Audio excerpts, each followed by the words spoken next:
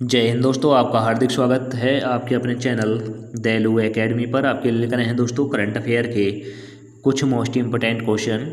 और दोस्तों हमारे चैनल पर पहली बार आए हों तो चैनल को सब्सक्राइब कर लें, बेल आइकन प्रेस कर लें ताकि आने वाली क्लास का नोटिफिकेशन मिले आपको सबसे पहले। और दोस्तों क्लास अच्छी लगे तो अपने दोस्तों में ज़रूर शेयर कर लें।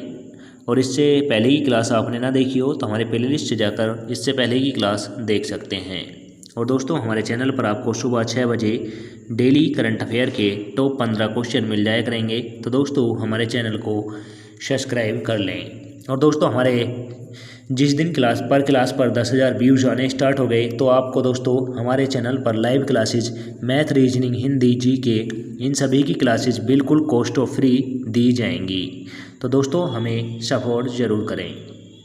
चलते हैं दोस्तों आज की क्लास के पहले प्रश्न की तरफ। जैसे कि दोस्तों आज की क्लास का पहला प्रश्न है, 2023 में सितंबर तिमाही में कौन सी मुद्रा सबसे अच्छा प्रदर्शन करने वाली मुद्रा बनकर उभरी है। तो दोस्तों 2023 के सितंबर महीने की तिमाही में कौन सी मुद्रा सबसे अच्छा प्रदर्शन करने वाली मुद्रा बनी है। तो दोस्तों यह बनी है अफगानी मुद्रा जो है दोस्तों यह सबसे अच्छा प्रदर्शन करने वाली सितंबर की तिमाही में बनकर उभरी है। तो दोस्तों इसका राइट आंसर हो जाता है ऑप्शन नंबर डी। और दोस्तों अमेरिकी डॉलर जो है यह अमेरिका की मुद्रा है।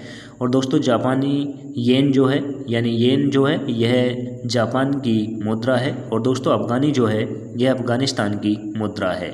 तो दोस्तों इन सभी देशों की मुद्रा जो है आप नोट जरूर कर लें, यह काफ़ी एग्जामों में पूछी जाती हैं। डॉलर अमेरिका की मुद्रा है, येन जापान की है और दोस्तों अफगानी यह अफगानिस्तान की मुद्रा है जिसका सितंबर की तिमाही में सबसे अच्छा प्रदर्शन रहा है। अब चलते हैं दोस्तों व्याख्या की तरफ। जैसे कि दोस्तों व्याख्या है, अफगानी 2023 में सितंबर तिमाही में सबसे अच्छा प्रदर्शन करने वाली मुद्रा बनकर उभरी है। तो दोस्तों अफगानी मुद्रा जो है सितंबर के महीने में 2023 की तिमाही में सबसे अच्छा प्रदर्शन करने वाली मुद्रा बनी है। अब चलते हैं अगले प्रश्न की तरफ। जैसे कि दोस्तों अगला प्रश्न है, विश्व रेबीज दिवस कब मनाया जाता है। तो दोस्तों विश्व रेबीज दिवस किस तिथि को मनाया जाता है। तो दोस्तों यह मनाया जाता है 28 सितंबर को। 28 सितंबर को विश्व रेबीज दिवस के रूप में मनाया जाता है। तो दोस्तों इसका राइट आंसर हो जाता है option number D. Option number D is right answer. और दोस्तों रेबीज जो होता है यह कुत्ते के काटने से होने वाला रोग है। कुत्ते के काटने से दोस्तों रेबीज होता है, यह भी आप नोट कर लें। अब चलते हैं अगले व्याख्या की तरफ। जैसे कि दोस्तों व्याख्या है, विश्व रेबीज दिवस WDR जो हर 28 सितंबर को मनाया जाता है, यानी दोस्तों रेबीज दिवस 28 सितंबर को मनाया जाता है। रेबीज के बारे में जागरूकता बढ़ाने के लिए एक वैश्विक पहल के रूप में कार्य करता है जो एक घातक जूनेटिक बीमारी है जो हर साल हजारों लोगों की जान लेती है। तो दोस्तों यह रेबीज की वजह से हमारे भारत में हजारों लोगों की जान पर साल जाती है। तो दोस्तों इसमें जागरूकता बढ़ाने के लिए 28 सितंबर को यह दिवस मनाया जाता है, याद रखें।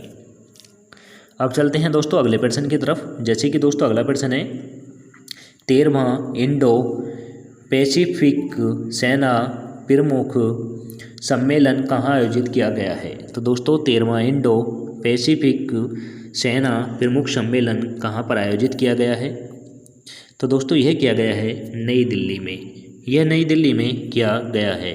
तो दोस्तों इसका राइट आंसर हो जाता है option number A. Option number A is right answer. अब चलते हैं दोस्तों व्याख्या की तरफ। जैसे कि दोस्तों व्याख्या है, 13वां Indo Pacific armies chiefs conference 26 से 27 सितंबर 2023 तक नई दिल्ली भारत में आयोजित किया गया था।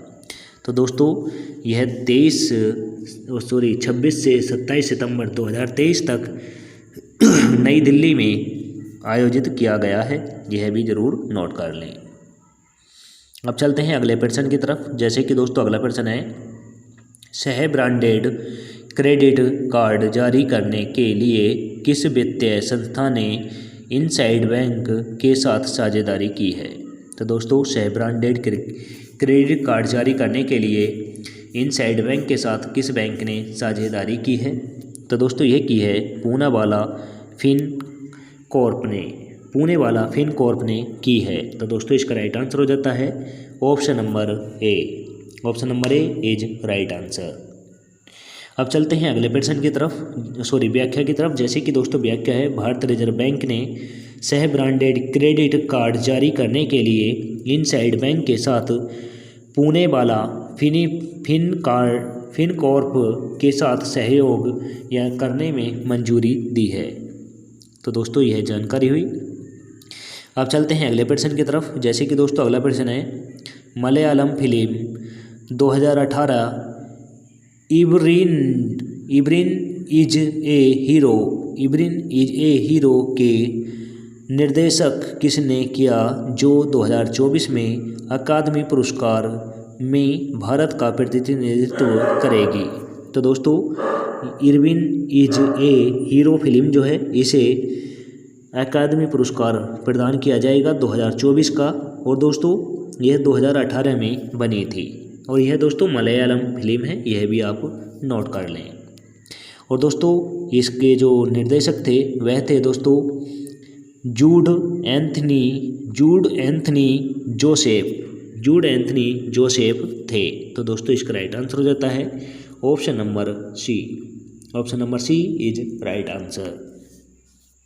अब चलते हैं व्याख्या की तरफ। जैसे कि दोस्तों व्याख्या है, Malayalam film 2018 Irwin is a hero का निर्देशक जूडो एंथनी जोसेफ ने किया था, और इसे केरल बाढ़ और जलवायु परिवर्तन के मुद्दे के चित्रण के लिए 2024 में अकादमी पुरस्कार में भारत की आधिकारिक प्रविष्टि के रूप में चुना गया है।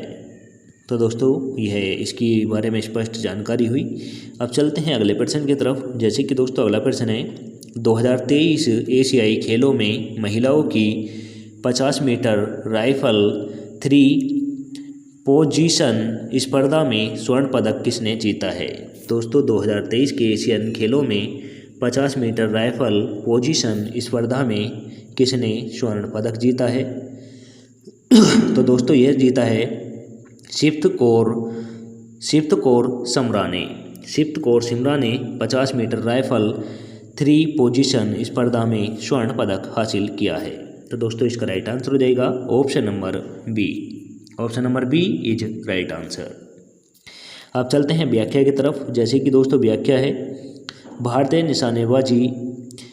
निशानबाज शिफ्त कौर समरा ने 2023 एशिया खेलों में महिलाओं की 50 मीटर राइफल 3 पोजीशन स्पर्धा में स्वर्ण पदक जीता है। तो दोस्तों इतनी जानकारी आप ज़रूर नोट कर लें। अब चलते हैं अगले प्रश्न की तरफ। जैसे कि दोस्तों अगला प्रश्न है, विश्व पर्यटन दिवस 2023 कब मनाया जाता है? तो दोस्तों विश्व पर्यटन दिवस किस तिथि को मनाया जाता है? तो यह मनाया जाता है दोस्तों 27 सितंबर को। 27 सितंबर को विश्व पर्यटन दिवस के रूप में मनाया जाता है। तो दोस्तों इसका राइट आंसर हो जाता है option number D. Option number D is right answer. अब चलते हैं दोस्तों व्याख्या की तरफ। जैसे कि दोस्तों इसकी व्याख्या है, विश्व पर्यटन दिवस 2023 दुनिया भर में 27 सितंबर को मनाया जाता है, और दोस्तों इसे जो जारी किया था संयुक्त राष्ट्रीय पर्यटन संगठन द्वारा शुरू किया गया था यह। और दोस्तों इस वर्ष उत्सव का उद्देश्य दुनिया भर में पर्यटन के महत्व को बढ़ावा देना और उजागर करना है। यह पर्यटन के महत्व और अर्थव्यवस्थाओं और संस्कृतियों पर इसके सकारात्मक प्रभाव के बारे में जागरूकता बढ़ाने के लिए एक मंच के रूप में कार्य करता है। तो दोस्तों ये व्याख्या हुई। अब चलते हैं अगले प्रश्न की तरफ। जैसे कि दोस्तों अगला प्रश्न है, प्रत्येक वर्ष विश्व समुद्र दिवस कब मनाया जाता है? तो दोस्तों विश्व समुद्र दिवस किस तिथि को मनाया जाता है? तो दोस्तों यह मनाया जाता है प्रत्येक सितंबर के अंतिम गुरुवार को। प्रत्येक सितंबर के अंतिम गुरुवार को विश्व समुद्र दिवस के रूप में मनाया जाता है। तो दोस्तों इसका राइट आंसर हो जाता है option number A. Option number A is right answer. अब चलते हैं स्पष्टीकरण की तरफ। जैसे कि दोस्तों स्पष्टीकरण है, समुद्री उद्योग के महत्व, सुरक्षा और पर्यावरण संरक्षण का ध्यान केंद्रित करते हुए विश्व समुद्री दिवस हर साल सितंबर के आखिरी गुरुवार को मनाया जाता है। तो दोस्तों इसमें पर्यावरण संरक्षण का भी केंद्रित माना जाता है और दोस्तों सुरक्षा, उद्योग, समुद्री उद्योग के महत्व को भी पहचाना जाता है। अब चलते हैं अगले प्रश्न की तरफ। जैसे कि दोस्तों अगला प्रश्न है, भारतीय रिजर्व बैंक ने हाल ही में किस बैंक का लाइसेंस आपकी अपर्याप्त पूंजी के संबंध में चिंताओं के कारण रद्द कर दिया? तो दोस्तों भारतीय रिजर्व बैंक ने किस बैंक का लाइसेंस रद्द किया है और दोस्तों यह किया है अपर्याप्त पूंजी के संबंध में। तो दोस्तों यह क्या है, कपोल सहकारी बैंक का। कपोल सहकारी बैंक का आरबीआई ने लाइसेंस रद्द कर दिया है। तो दोस्तों इसका राइट आंसर हो जाता है option number B. Option number B is right answer. व्याख्या की तरफ। जैसे कि दोस्तों व्याख्या है, भारतीय रिजर्व बैंक ने अपर्याप्त पूंजी और कमाई की संभावनाओं के संबंध में चिंता के कारण 25 सितंबर 2023 को कपोल को ऑपरेटिव बैंक लिमिटेड का लाइसेंस रद्द कर दिया। तो दोस्तों ये व्याख्या हुई। अब चलते हैं अगले प्रश्न की तरफ। जैसे कि दोस्तों अगला प्रश्न है, किस भारतीय आईटी प्रमुख ने भिन्न उद्योगों में व्यावसायिक संचालन में एआई क्षमताओं को सबसे आगे लाने के लिए माइक्रोसॉफ्ट के साथ सहयोग किया? तो दोस्तों यह किस भारतीय आईटी ने किया है? तो दोस्तों ये क्या है, इन्फोसिस ने किया है। तो दोस्तों इसका राइट आंसर हो जाता है option number C. Option number C is right answer. अब चलते हैं स्पष्टीकरण यानी व्याख्या की तरफ। जैसे कि दोस्तों व्याख्या है, इन्फोसिस ने भिन्न उद्योगों में व्यावसायिक संचालन में एआई क्षमताओं को सबसे आगे लाने के लिए माइक्रोसॉफ्ट के साथ सहयोग किया है। तो दोस्तों यह व्याख्या हुई। अब चलते हैं अगले प्रश्न की तरफ। जैसे कि दोस्तों अगला प्रश्न है, किस संगठन ने अगले 3 वर्षों में बिजली और बुनियादी ढांचे परियोजना में 55,000 करोड़ के ऋण के सहयोग वित्तीय पोषण के लिए पंजाब नेशनल बैंक के साथ एक समझौता ज्ञापन पर हस्ताक्षर किए हैं? तो दोस्तों यह किए हैं आरआईसी लिमिटेड ने किए हैं। तो दोस्तों इसका राइट आंसर हो जाएगा option number D. Option number D is right answer. अब चलते हैं व्याख्या की तरफ। जैसे कि दोस्तों व्याख्या है, आरआईसी लिमिटेड ने अगले 3 वर्षों में बिजली और बुनियादी ढांचे परियोजनाओं में 55,000 करोड़ रुपए के ऋण के सहयोग वित्तीय पोषण के लिए पंजाब नेशनल बैंक के साथ एक समझौते ज्ञापन पर हस्ताक्षर किए। तो दोस्तों यह व्याख्या हुई। अब चलते हैं अगले प्रश्न की तरफ। जैसे कि दोस्तों अगला प्रश्न है, सूचना तक सार्वभौमिक पहुंच के लिए अंतर्राष्ट्रीय दिवस कब मनाया जाता है? तो दोस्तों सार्वभौमिक पहुंच के लिए अंतर्राष्ट्रीय दिवस किस तिथि को मनाया जाता है? तो दोस्तों यह मनाया जाता है 28 सितंबर को। 28 सितंबर को सार्वभौमिक पहुंच के लिए अंतर्राष्ट्रीय दिवस मनाया जाता है। तो दोस्तों इसका राइट आंसर हो जाएगा option number C. Option number C is right answer. अब चलते हैं अगले व्याख्या की तरफ। जैसे कि दोस्तों व्याख्या है, सूचना तक सार्वभौमिक पहुंच के लिए अंतर्राष्ट्रीय दिवस 28 सितंबर को मनाया जाता है। यह दिन एक सूचित नागरिक के महत्व पर जोर देता है और सूचना तक पहुंच सुनिश्चित करने में स्थान की महत्वपूर्ण भूमिका के विषय पर प्रकाश डालता है। तो दोस्तों यह व्याख्या हुई। अब चलते हैं अगले प्रश्न की तरफ। जैसे कि दोस्तों अगला प्रश्न है, एक वर्ष की अवधि के लिए भारतीय रिजर्व बैंक के डिप्टी गवर्नर के रूप में किसे पुनः चुना गया है। तो दोस्तों आरबीआई के डिप्टी गवर्नर फिर से किसे नियुक्त किया गया है, यानी दोस्तों इनका कार्यकाल 1 साल के लिए बढ़ाया है। तो दोस्तों ये इनका बढ़ा है एम राजेश्वर राव का। एम राजेश्वर राव का आरबीआई ने डिप्टी गवर्नर के पद पर 1 साल पुनः बढ़ा दिया है। तो दोस्तों इसका राइट आंसर हो जाएगा option number B. Option number B is right answer.